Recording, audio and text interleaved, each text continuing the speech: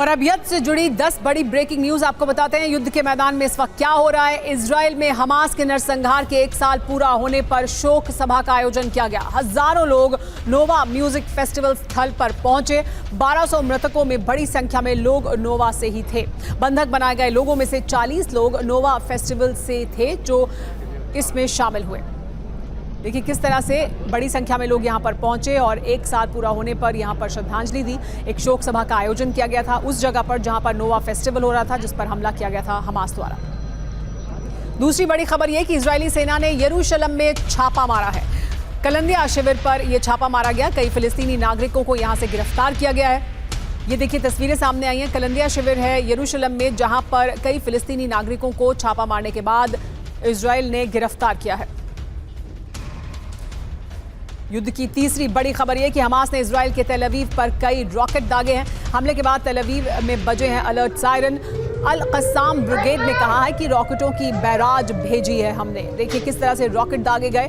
कई रॉकेट तेल अवीव की तरफ दागे गए और कहा गया ये अल कस्साम की तरफ से, अल कस्साम ब्रिगेड की तरफ से कि हमने रॉकेटों की एक बैराज भेजी है।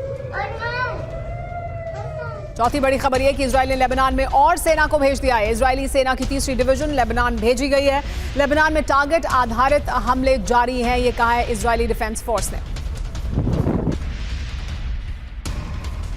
एक और बड़ी खबर यह कि जर्मन चांसलर ओलाफ शोल्ज ने गाजा में युद्ध विराम की अपील की है। गाजा में युद्ध की पहली बरसी पर संघर्ष विराम का आह्वान किया गया है ओलाफ शोल्ज के द्वारा। एक और बड़ी खबर यह कि देर रात इजराइल पर हिजबुल्लाह ने हमला किया। एक साथ दर्जनों रॉकेट अटैक किए गए। इजराइल के हाइफा और तिब्रियास में एयर रेड अलर्ट सुनाई दिए।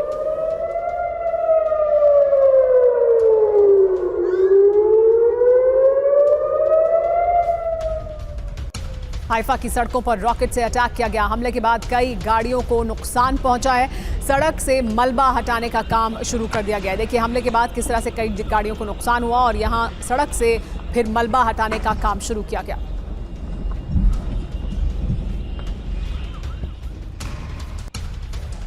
एक और बड़ी खबर युद्ध के मैदान से ये कि हिजबुल्लाह ने इजराइल पर किया है बड़ा हमला। पश्चिमी गलीली में दागी है मिसाइलें।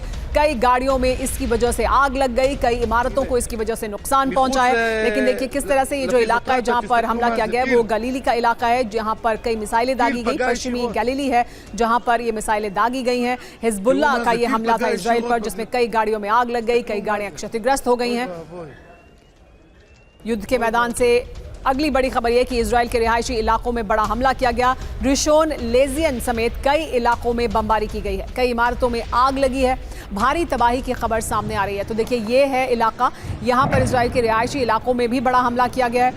ये इलाका जिसमें हमला किया गया उसमें देखिए किस तरह की तबाही की तस्वीरें सामने आई हैं। रिशोन लेजियन समेत कई इलाकों में ये बमबारी की गई है। इजराइल के इलाकों में बमबारी भी लगातार जारी है। जहां एक तरफ इजराइल के हमले जारी हैं तो वहीं इजराइल में भी लगातार इस तरह के हमले किए जा रहे हैं।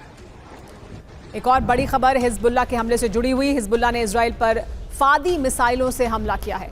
हाइफा, किरियत और तिब्रियास में दागी गई हैं ये मिसाइलें। इजरायली मीडिया के अनुसार हाइफा और तिब्रियास में 10 लोग घायल हुए हैं। तो हाइफा मिसाइल का इस्तेमाल किया है।